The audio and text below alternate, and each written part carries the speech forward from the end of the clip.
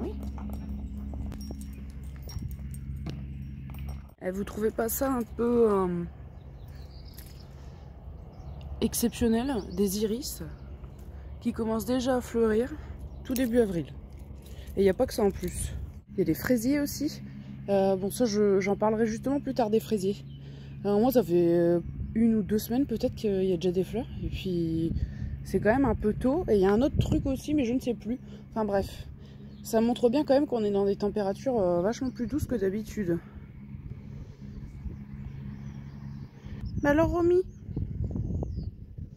on n'est pas à l'abri que d'un seul coup il y ait une rechute, mais ouais, vraiment là, toute la végétation est en avance.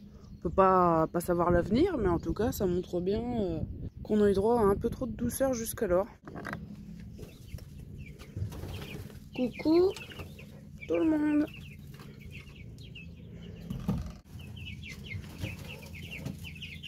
Donc cage à nettoyer, ça n'a pas été fait là.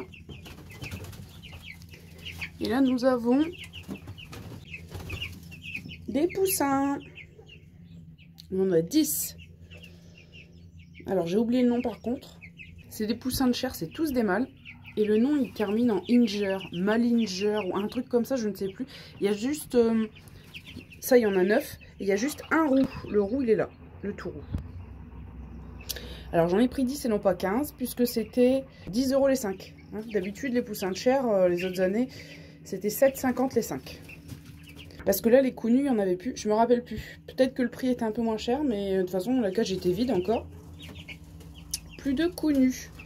Par contre la couveuse, dans à peu près 2 semaines, j'en fais quand même démarrer une. Parce que quand je les ai eus, ils avaient déjà 3 semaines là, les petits loustiques. Et là ils ont encore plus grandi, hein. Là ça y est. Hein. Il y en a même qui commencent déjà à être plus grands que les cailles. Hein. Ils étaient juste un peu plus petits hein, quand je les ai eus lundi. Bon bah on a des poussins du coup. Et c'est ça aussi qui m'a fait me décider, c'est-à-dire que normalement il devrait être bon, d'après mes calculs, à peu près à la fin juin. Et là, j'ai fait les calculs de couveuse, pas avoir des petits prêts, aller dehors à peu près à ce moment-là, prendre le relais fin juin, début juillet. Et donc ça amènerait une couveuse approximativement dans 2 semaines. Pourtant j'avais commencé à mettre des œufs de côté. Hein. Quand je les ai achetés, j'avais 22 œufs de côté. Il y en a 2, ils sont un peu caractériels. Hein? Ouais, c'est bien des garçons ça. On va se battre. Et puis ça, j'en parle jamais, mais l'astuce, c'est que de l'extérieur, je peux prendre la mangeoire. Parce qu'avant, en gros, je rempotais la nourriture tous les soirs. C'était rare que je doive en remettre dans la journée parce que je le remplis pas à fond. Je mets un Mazagran, enfin, un verre doseur comme ça, de nourriture. Ça remplit peut-être de moitié. Et donc là, maintenant, c'est matin et soir. Donc pour les cailles, il y a un peu de grains concassés et des granulés. Les miettes gibier, forcément, j'ai augmenté la dose. Et j'ai mis en plus des miettes poussins. Donc les poussins, ils mangent les petites particules, tout ça. Et les cailles, eux, ils ont un peu plus de choix comme ça. Eh mais ça va pas, non? Et là, ça fait quelques jours, commence à avoir un beau toupet de plumes au niveau de la queue. Alors pas tous, il y en a... pas trop encore, mais il y en a, ouais, ça fait vraiment un petit toupet. On va aller vous voir de plus près quand même.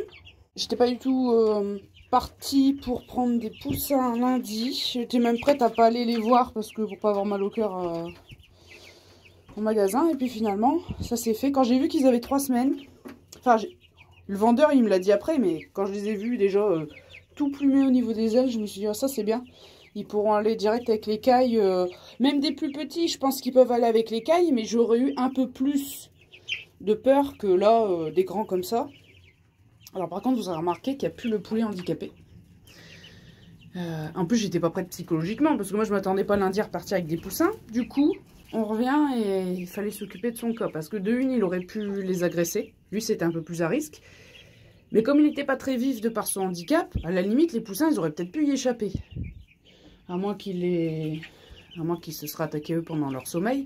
Mais le souci, c'était que le poulet handicapé, il les aurait sans doute écrasés. Parce qu'il avait du mal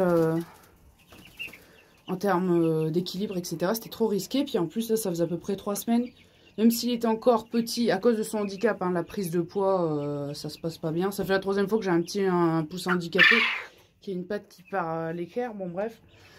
Bah, du coup, il avait quand même du mal à se traîner, c'est pour ça qu'il m'a mis d'ailleurs une trace de sang tout de long là. Là, ça commençait à être quand même un peu compliqué pour lui, sauf que j'étais toute seule et c'était pas prévu à la base, j'étais pas prête psychologiquement lundi pour le faire. Donc je l'ai laissé dehors, il était dehors dans la pelouse pendant 2 heures et tout, avant que j'y arrive enfin. C'était compliqué. On le mange pas ni rien, hein. Je l'ai enterré, hein, mais... Bref, il fallait le faire et c'était pas évident. Puis le mois d'octobre, je m'occupais de lui. Puis en plus, dans le bâtiment ici, je passe encore plus de temps qu'avec les poules ou les poulets qui sont en bâtiment. Donc, pour pas s'y attacher, c'est un peu compliqué. Donc voilà. Et un peu de vitamine dans l'eau de boisson.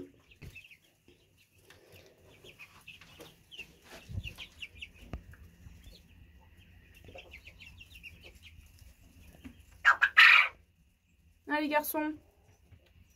Oh oui, toi t'as déjà des barbillons et tout qui poussent, hein, carrément. Donc ouais, normalement ils étaient déjà sexés, c'est tous des mâles. Donc du coup, ma technique souvent de garder une femelle, une poule, enfin idéalement c'est 2 pour les introductions, pour l'année suivante, bon bah ça a l'air mal parti cette année, hein. C'est possible que je garde pas de poule cet hiver, parce que de la couvaison ça sera des miens. Et le souci, c'est que consanguinité, encore une fois de plus. Donc, il y a des chances que je garde pas de poulettes. Bon, là, cette année, j'avoue que j'en ai quand même eu 5. Hein. J'en ai quand même gardé 5. J'espère qu'ils pondront encore bien l'hiver prochain. Bon, après, voilà, on verra bien. Hein. Et le souci, c'est que, je vous dis, en magasin... Ils vendent des poussins à peu près février-mars, une partie du mois d'avril, et puis après, il n'y en a plus. Donc voilà. Il est particulier, c'est compliqué. Alors, sur le Bon Coin maintenant, les annonces pour les animaux. Oh, mon petit bijou! Ah non. T'es vif? Ah oui, alors le vendeur il me dit, c'est pas grave si je mets un roux. Donc c'est celui qui est tout jaune. Bah, moi je lui dis non, je dis bah s'il a une bonne croissance comme les autres, il me dit normalement ils grandissent, il aurait même une meilleure croissance. Oui, bon pour l'instant, je sais pas trop. Meilleure croissance, et il me dit la différence, il dit je sais pas si c'est donc ceux-là ou le roux qui a la peau jaune, mais ça serait ça aussi la différence. Bon, c'est quand même, normalement les poulets jaunes ça a quand même meilleure réputation. Ça permettra de faire la comparaison. Là pour l'instant ils ont tous la peau rose, on voit pas trop. Il y a quelqu'un qui me chatouille la cheville. C'est vous? Ouais. Donc voilà. Ce qui a fait que je me suis décidée à les prendre, c'est qu'ils étaient déjà un peu grands. Et que normalement, ils seront bons fin juin. Et comme ça, d'ici peu, là... pas la prochaine fois, mais peut-être la fois d'après, il y aura une couveuse qui se mettra en route. Le point positif, c'est qu'il y a peut-être Chéri qui va cocher... Parce que les plus jeunes, j'ai pas encore vu faire. Bon, après, je vais pas non plus à le surveiller toute la journée, mais... peut-être que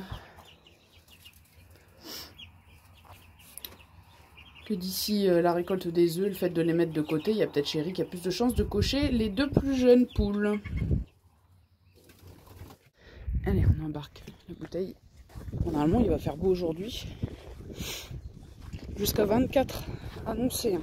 Ouais, on est que début avril. Bon, après avril, il y a tous les temps. Hein. Ça peut vachement changer, mais quand même.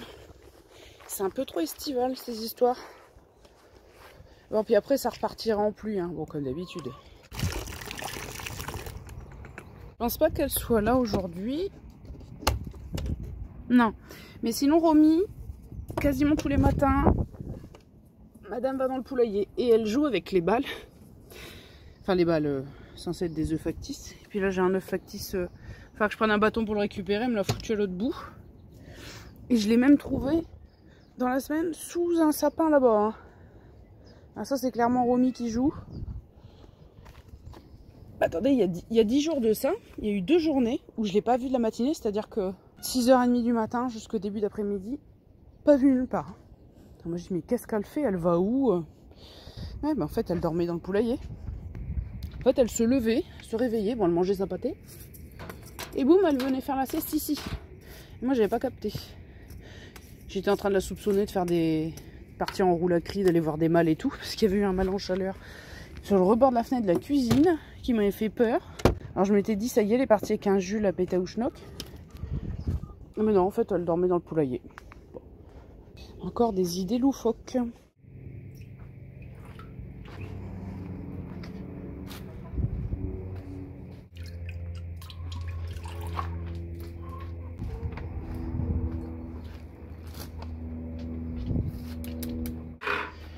Bon. La balle de copeaux tout neuf, bon déjà bien entamée hein, forcément vu qu'il avait fallu récurer tout le bâtiment et tout. Pour les poussins.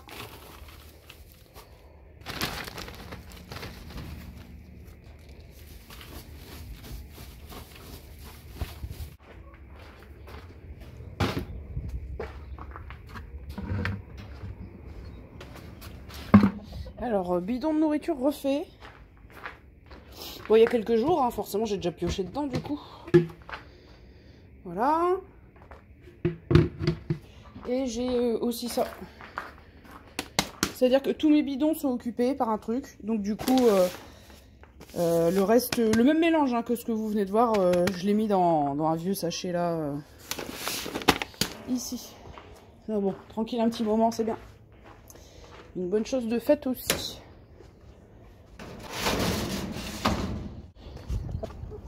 Allez les loutres. Hop. Oh lolo. Oup oup oup. Allez-y. Gloussette, elle a une taille au niveau des fesses. Je vous le montrerai après. Hier, elle avait le cul plein de caca. La deuxième fois qu'elle me fait ce coup.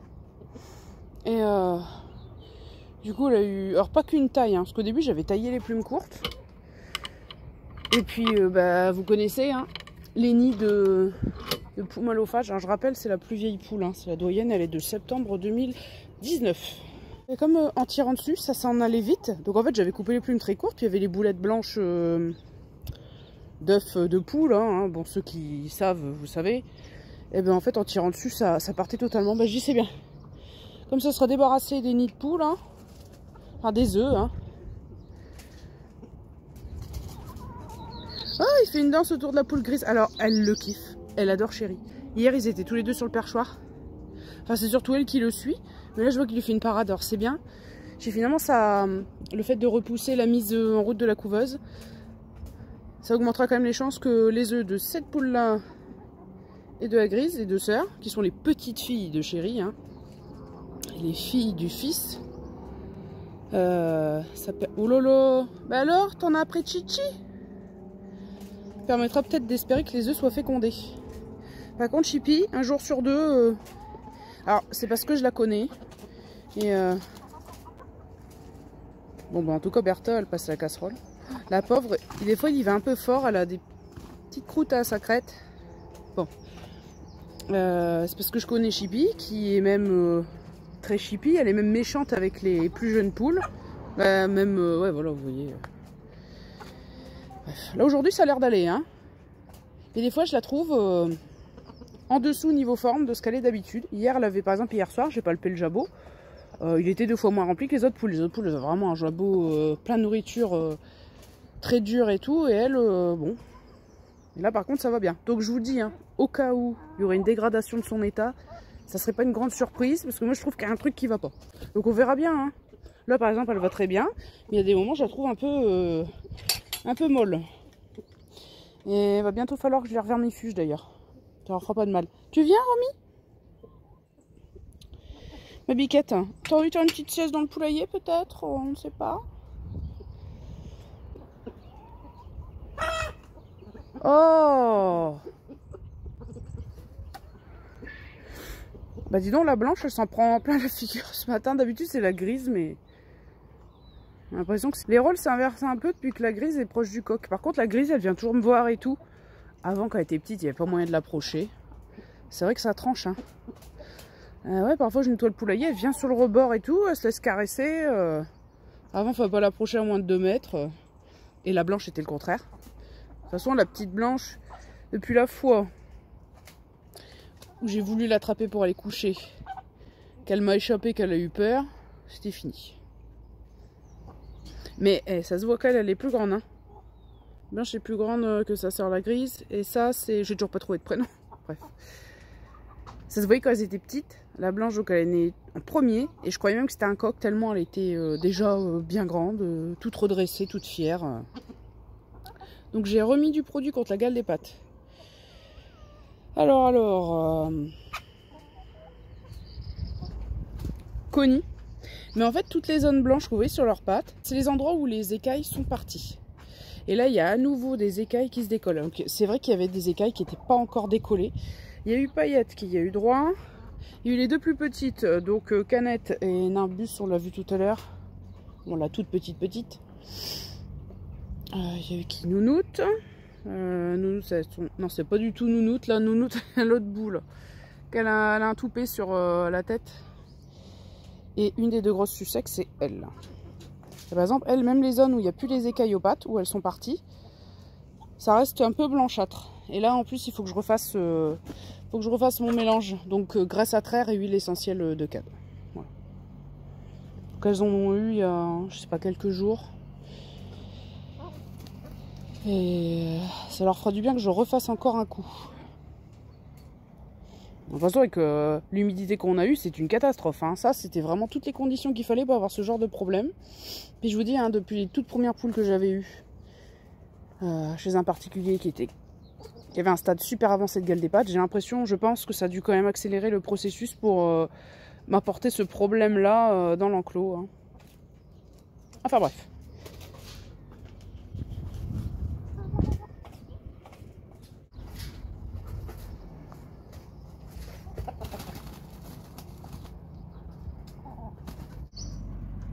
Bah alors chérie, tu veux pas que je te filme?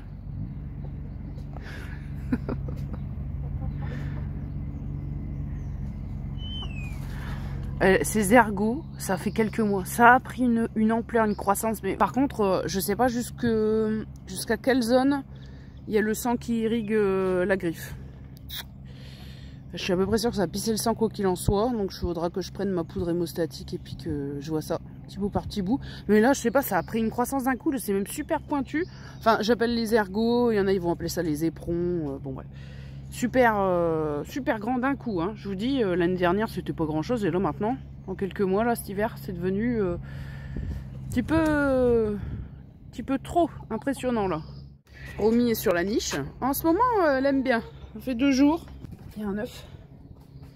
Au moins, il n'est pas cassé. Alors, j'ai résolu le mystère. C'est parce que en fait, il y a une poule, pas tous les jours, mais quand même très régulièrement, qui vient pondre ici. Et je suis quasiment sûre que c'est une des jeunes. Ben, vous voyez, là, je suis en train de cafouiller au poulailler, elle vient. Et en fait c'est que l'œuf, il est là de la veille, et durant la nuit, il est cassé. Parce que je vous dis, des moments, j'ouvrais les poules, il faisait à peine jour, quoi. Donc je dis, c'est pas possible, une poule qui pond la nuit, et de façon régulière, ça me paraissait un peu drôle. Mais excuse-moi, chérie,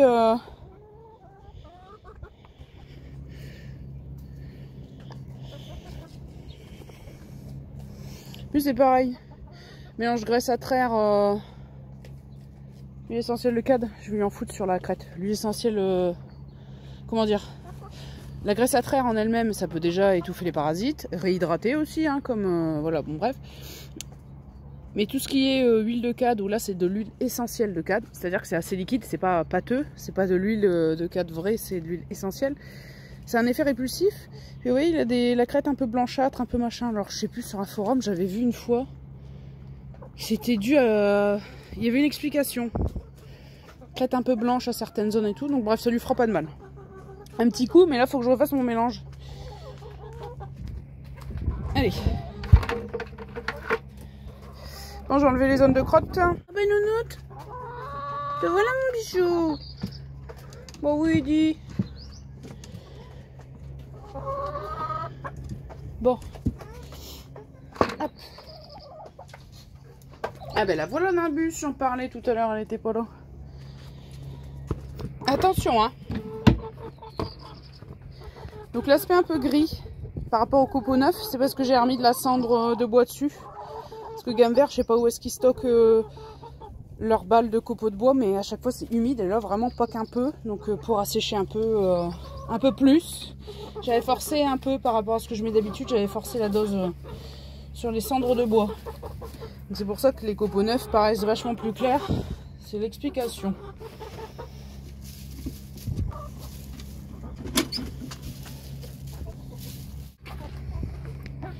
Voilà, je vais laisser la trappe d'aération ouverte. Puisque là il va faire chaud aujourd'hui. Par rapport à d'habitude quand même 24. Alors, je sais pas ce qui se passe, hein. Ils ont tous accouru au fond. Ben alors, qu'est-ce qu'il y a eu?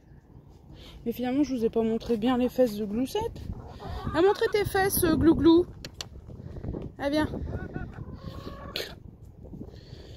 Pardon chéri chou.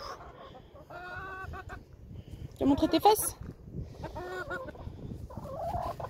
Ah oui, bah forcément, tu vas tourner en même temps que je tourne. Mon bijou, tu m'en veux pas d'hier? Oh, c'est bien, tu m'en veux pas. Ça fait un trou, mais finalement, les plumes du côté, ils arrivent quand même à cacher. Ouais, tu veux pas nous montrer tes fesses, quoi. On a compris. Et une zone à nu. Pour ça, je dis, un coup de vermifuge, ça leur fera pas de mal. Voilà, voilà. Vas-y, au moins, on sera tranquille. Un petit moment. Ouais, d'habitude, vous me voyez avec les autres gants de contention, mais là, de toute façon, je comptais les laver. Donc, parce que les autres gants, comme il y a une plus grande zone dégagée, pour faire les poules, c'est un peu mieux. Vous voyez toutes les bandes qui se décollent de partout.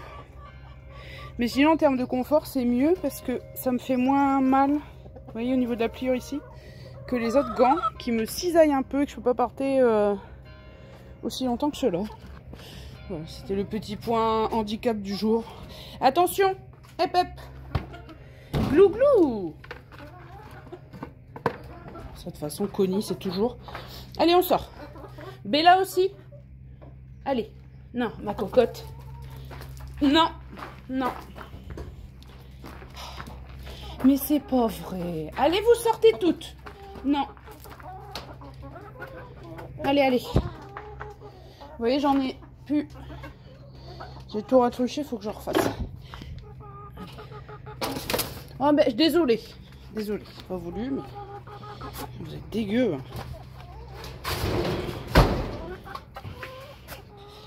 Bon, on regardera les semis en fin de vidéo et il va falloir sélectionner les pieds de tomates.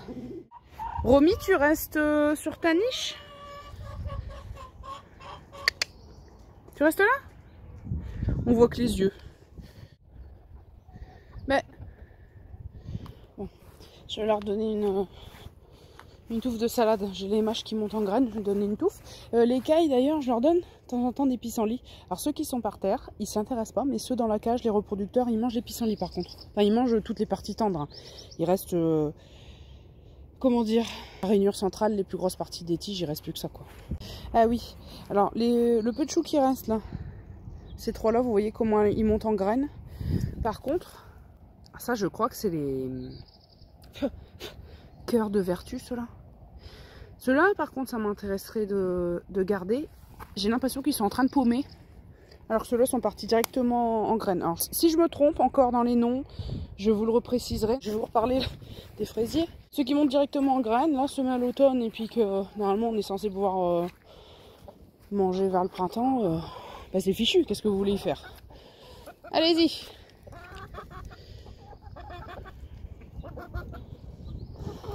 Allez. Bah alors Romy, tu t'es décidé à nous rejoindre? Mon bijou. Tu viens? Alors voilà. On a pas mal de pieds. Coucou Romy. Mon bijou. Tu me regardes pas? Bijou. Ah quand même. Donc il y a des endroits où il y a plusieurs pieds ensemble. Par exemple là on en a deux. Là, il y en a carrément 3. Mais en fait, il y a eu le taille-bordure ou la tondeuse, je ne sais plus, qui est passé dessus. Donc en fait, il y en a, ils sont pas très grands parce qu'ils étaient en train de refaire du feuillage.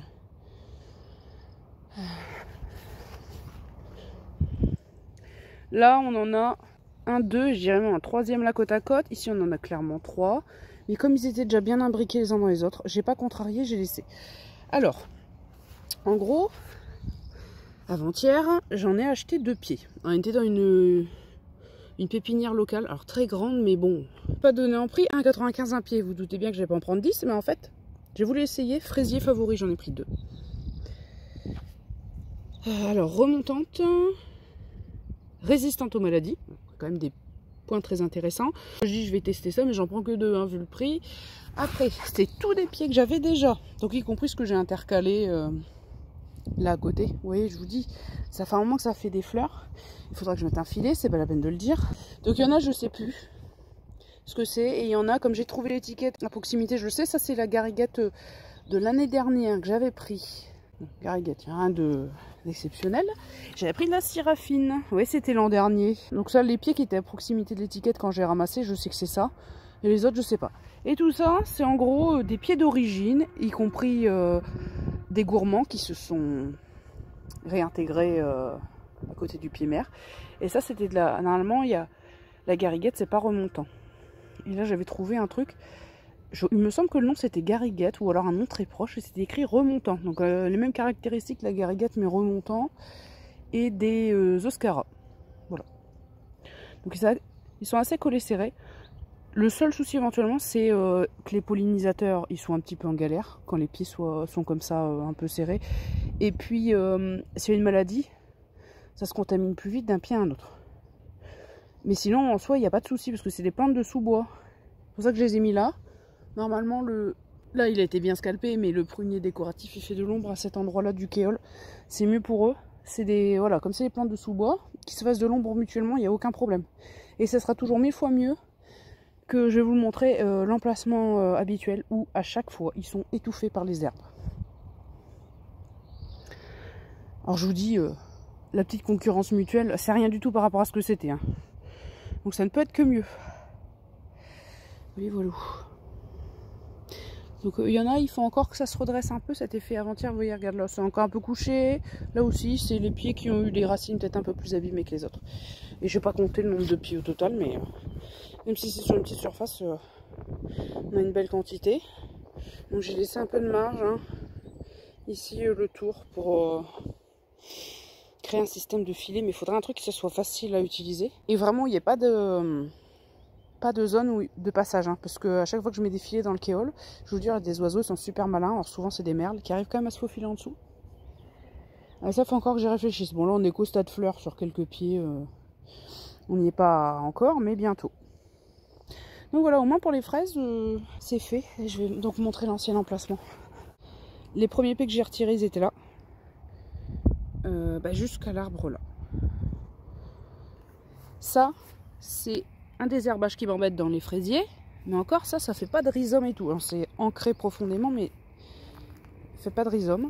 Les orties, il y en a partout, hein. Partout. En fait, il faudrait enlever les filaments de rhizome, tout ce qu'on trouve partout. Et en fait, à cause des fraisiers, si on voulait pas trop les abîmer, on n'arrivait jamais à venir à bout de l'ortie, des orties. Bon, cette plante là, qui est quand même très connue, mais je ne sais plus le nom.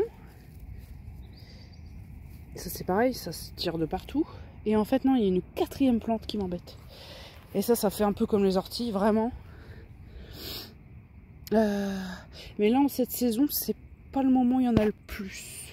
Bon, il n'y en a pas encore. À chaque fois vers le début de l'été, pareil. Donc je dirais que j'ai, en gros, bon, sans parler des pissenlits comme d'habitude, hein, les pissenlits, mais en gros 4 plantes. Hein. Je disais 3, mais non, carrément 4 plantes qui m'embêtent dans cette zone et qui étouffent les fraisiers et tout. Enfin, c'est une catastrophe. Et plus l'an dernier, là où j'ai mis un filet, mais finalement qui n'était pas pratique à enlever pour gérer les herbes. Il y avait une plante qui s'était ressemée, ça faisait des longues tiges envahies, complètement envahies. Donc là, j'ai dans le kéol, ça sera plus facile à gérer. Ça sera beaucoup mieux. Plutôt qu'à chaque fois avoir les fraisiers en détresse, une mauvaise pollinisation, puis les oiseaux qui bouffent le peu qui est, quoi. Mais alors, Romy, ah, ça l'intrigue les grenouilles. Hein. Par contre, le bassin, j'ai pas fait un nettoyage comme d'habitude. Je sais pas quand est-ce que je vais le faire, mais je vais avoir du boulot quand je vais m'y mettre. Je vous le dis. Vraiment très rapidement. Finalement, je vais pas faire la sélection des pieds de tomates aujourd'hui parce que j'ai une idée en tête, mais Faut encore que je trouve le courage de le faire. Je vous en parlerai la fois prochaine. Alors on verra bien si je le fais. Je vous en dis pas plus. Et donc là, vous voyez, ils sont quand même bien grands encore par rapport à la semaine dernière. Regardez celui-là. Une des grosses tomates jaunes dont on m'a donné des graines que je ne connais pas encore comme variété. C'est vrai qu'elle a une croissance au top. Et donc voilà, c'est juste pour vous montrer vite fait. Puis on verra la semaine prochaine pour la petite idée que j'ai en tête. Allez, à plus!